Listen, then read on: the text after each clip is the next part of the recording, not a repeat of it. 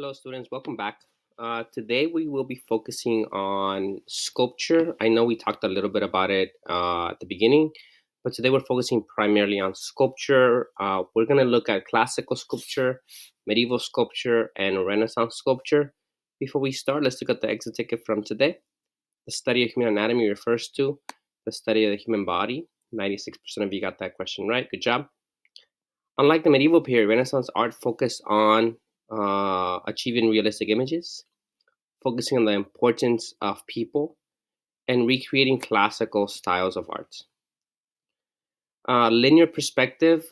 This one seems to be you seem to be struggling a lot with it. Linear perspective is creating images that are realistic and that have depth, or a sense of three dimensions. Based on the screencast in the video, Da Vinci was a scientist and an artist. I don't know where you got sculpture or patron of the arts because it wasn't anywhere in the videos. Sfumato is a type of technique. It's to create shadows. And then your questions here for this one. Let's look at the questions. This is a Renaissance picture. You had to use words like perspective, secular, um, realism, movement, emotion, and you had to explain it. Otherwise, you got a one. Some of you got a two because you attempted to explain it. But yeah, one of the things that I noticed again, going back to this, is that some of you are googling these answers and you shouldn't. Everything is in the videos. If you're googling something and you have an answer, I'm gonna count it as zero, and I will contact home and have you do it again because that's not how we do this. The slides you've seen already, but today we're going to continue working on these, primarily looking at sculpture, and then I have a couple images for you guys.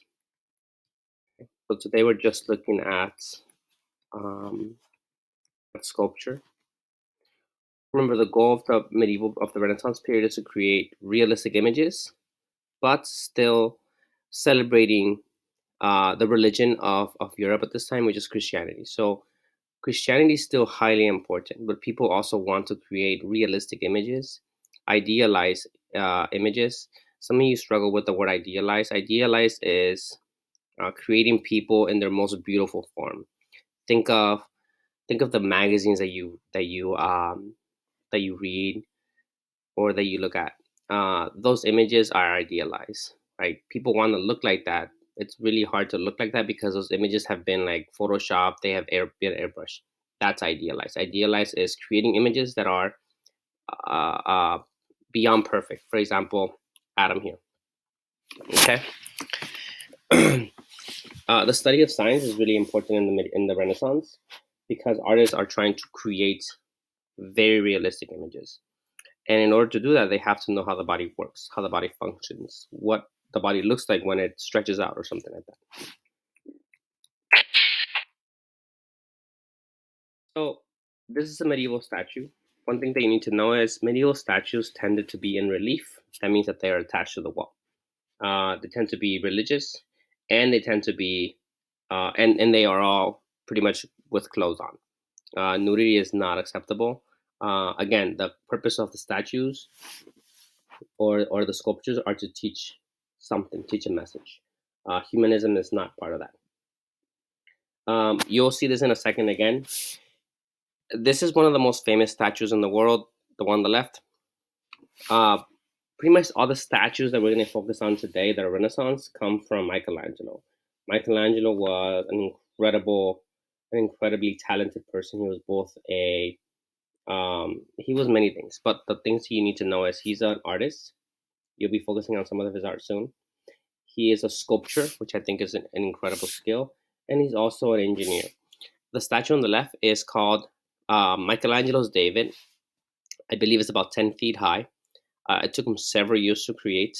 And the story of David appears in the Old Testament.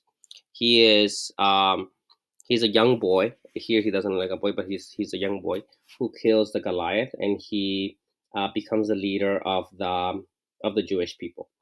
This is the moment when he killed the Goliath. I don't know why he's naked, but he is. Right in the Renaissance, humanism is explored. Um, they look at proportions, very idealized. Right, most guys don't look like this unless they work out every day. Right, very idealized, but it is very realistic in the sense that you can see the rib cage, you can see the neck, you can see the muscles. Right, there's two purposes here. One is religious, and the other one is humanism, um, to celebrate human achievement, human beauty. Okay, very realistic. You can even see the kneecaps, and I'm going to show you some details on this one in a second. Then the one on the right is Michelangelo's Moses. Moses, it also comes from the Ten Commandments, from the Old Testament.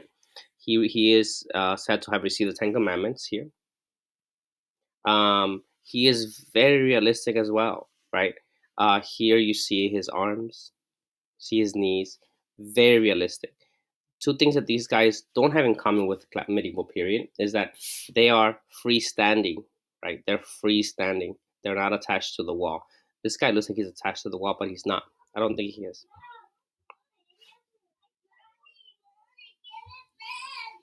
Um, Again, this is Michelangelo's Moses, Michelangelo's David.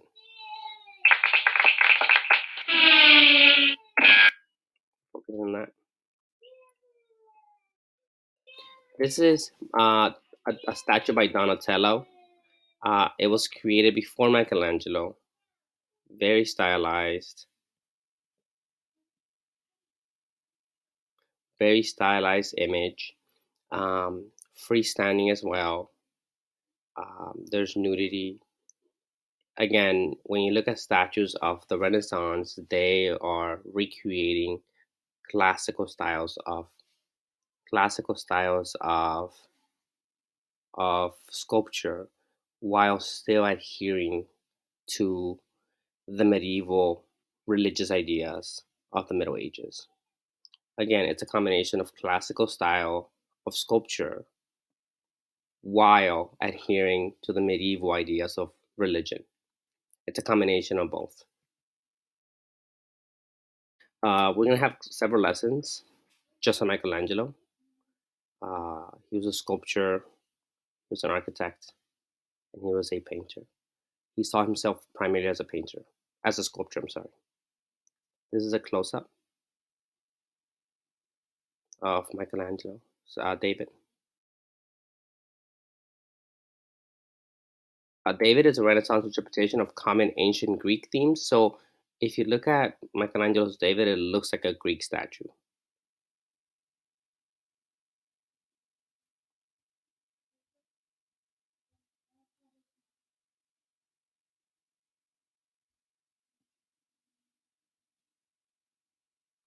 Here you're able to see even his veins.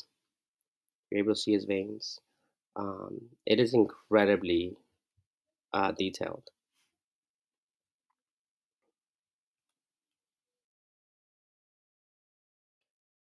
And in order to do this, Michelangelo had to have a serious understanding of human anatomy. You can't create this without understanding what is underneath the skin. This is another very famous statue by Michelangelo, the Pieta, the Virgin Mary holding the dead Christ. You can tell that Michelangelo has a solid understanding of realism. The drapery, the arm, there's emotion in the face. Again, this is called the Pieta.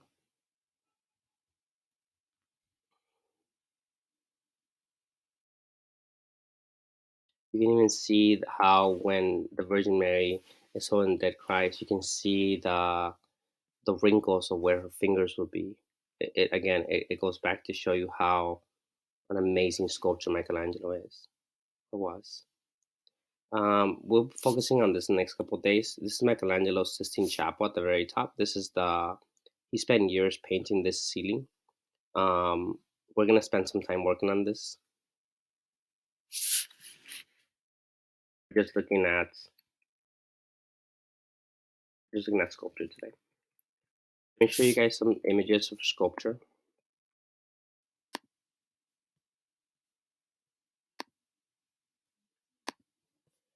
So we'll start from the very top. So I'll give you a second to think about what is this? Is it Renaissance, medieval, or classical?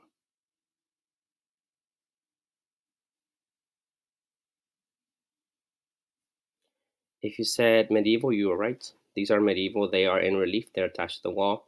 They have clothing. They are mostly all religious, and they're teaching a message or celebrating a saint or sometimes a king. Okay, medieval. Now let's look at this one.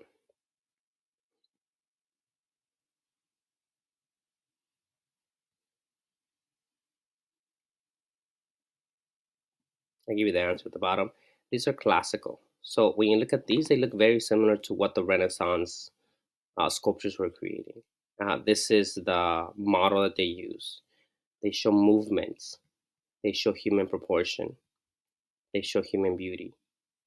Very idealized. And the last one, you've seen some of these already, are Renaissance. Idealized, realistic, emotion, freestanding, sense of emotion here, an amazing understanding of human anatomy. This is Michelangelo's Pieta, Donatello's David. I think it's Donatello's David. I'm not 100% sure. I'll double check. Michelangelo's David. Okay. Um, please watch the videos. Please listen to the screencast multiple times if you need to. You guys are doing an amazing job. One issue that I'm having is that students are just not taking the exit ticket when they need to before 5. Please get that done because that's becoming an issue. If you have any questions, please email me, and I'm more than happy helping you out. Have a good day, and I'll see you guys soon.